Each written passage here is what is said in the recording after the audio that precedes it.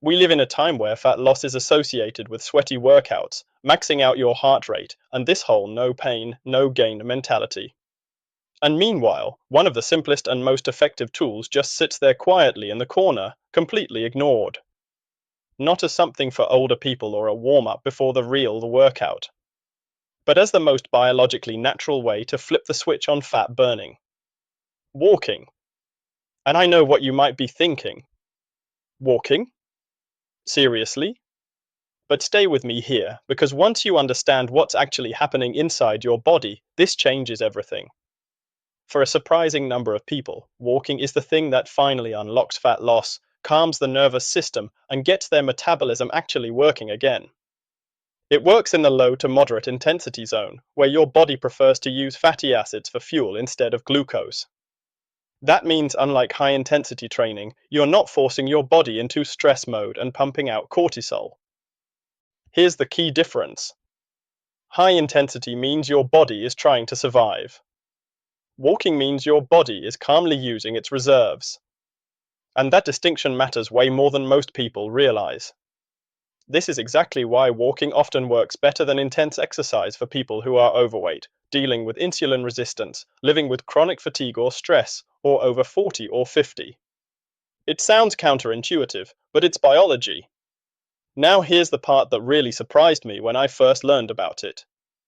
Fat burning doesn't start in the muscles.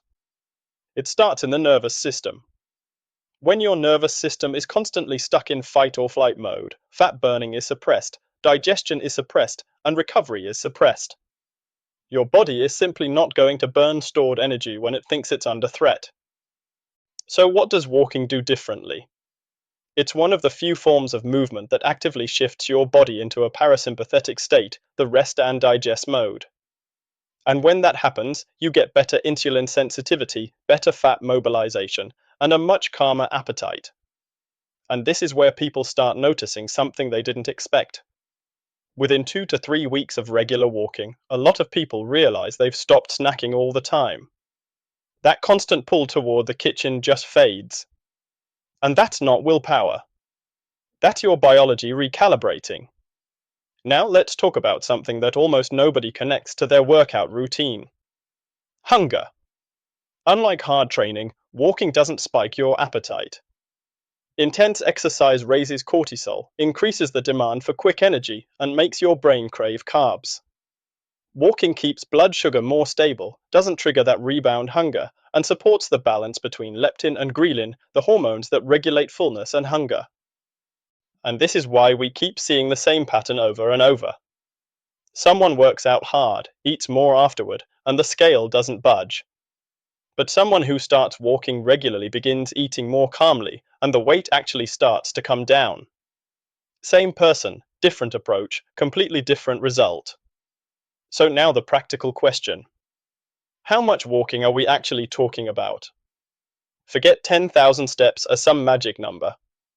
What matters is rhythm and consistency. 30 to 60 minutes a day at a comfortable but purposeful pace. A good rule of thumb is you can hold a conversation, but you wouldn't want to sing.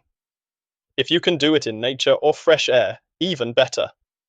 And it's always more effective to walk a little every single day than to cram a massive step count into one day a week. But here's something most people miss about timing. There are 2 windows during the day when walking becomes especially powerful. First, in the morning on an empty stomach. Second, after dinner, which supports both blood sugar regulation and digestion. Those 2 windows alone can make a noticeable difference, and they cost you nothing. Now let me address the age factor, because this is important. As we get older, walking doesn't become less relevant. It becomes more relevant. Muscle mass naturally decreases. Joints need movement, not impact. The nervous system becomes more sensitive to stress. Walking improves the flow of synovial fluid in the joints, keeps your fascia elastic, supports bone and muscle metabolism, and doesn't create a recovery debt. And that brings up a mindset shift that I think a lot of people need to hear. Walking should always be the foundation. You can absolutely add strength training on top of it if you want and if your body is ready for it. But the base layer should always be walking. Now, if you're still wondering whether walking is just too simple to actually work, think about it this way.